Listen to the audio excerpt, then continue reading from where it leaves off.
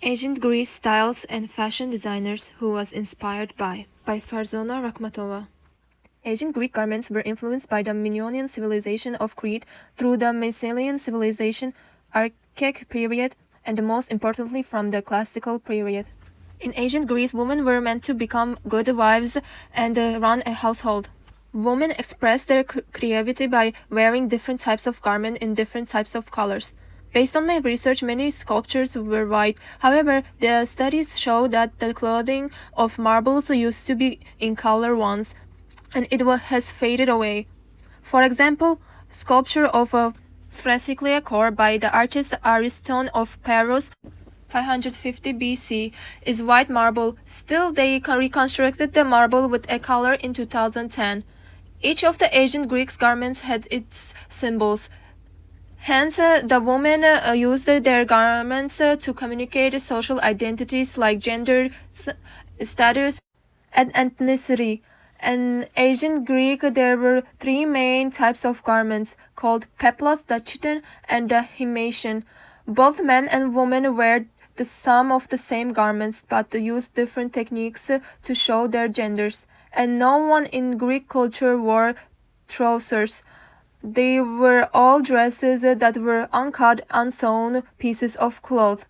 Many fashion designers were then inspired by ancient Greeks' styles, arts, key designs, and techniques. Peplos was the earliest form of women's clothing in archaic Greece. This marble statue of wearing a peplos because the garment is the same size as her height. Both shoulders are pinned, bringing the fold down to the waist level, and her arms are left bare, which is not shown in the sculpture. The bronze statue of Artemis is wearing a short Doric chiton with a shawl tied around her waist. Her chiton is pinned only at the shoulders and the garment is folded, reaching below the waist. The fabric of her Doric chiton is silk, showing more natural beauty of the body. The statue of a marble woman wearing an iconic chiton made of linen and a heavier wool of the himation because there are metal buttons starting from her shoulder down to the elbows.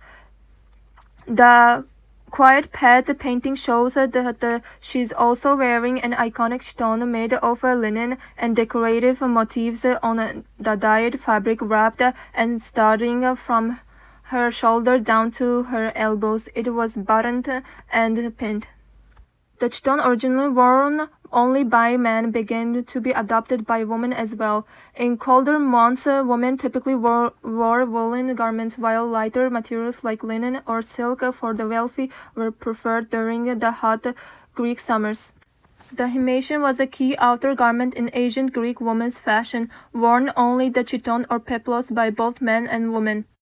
Women sometimes use it to veil their faces in public, especially in the moments of shame or emotion. This act offered them a form of privacy and social control, reinforcing their modesty and separation from the male fashion designers who were inspired by ancient Greek fashion. One of the most known fashion designers were Madame Grace, Madeleine Vionnet, Versace, Karl Lagerfeld for Chanel, Dolce & Gabbana, Gucci, and Valentino. The two designs in the corner are Grace's designs. She was inspired by ancient Greeks' himation draped cloth.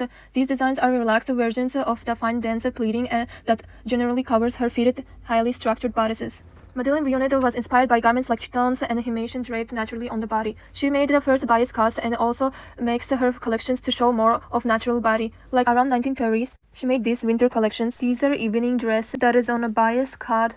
These garments are also uncutted, but only sewn. Ancient Greece had lots of incredible designs of vases. This is a wedding scene. Women are wearing peplos over a chiton. On the bottom of the vase there is a design of Greek key which symbolizes infinity and unbroken flow of love and life. On the left, it is a garment from Madame Vionnet. In the center is a collection of Dolce & Gabbana menswear. On the right is Versace's garment showing Greek key.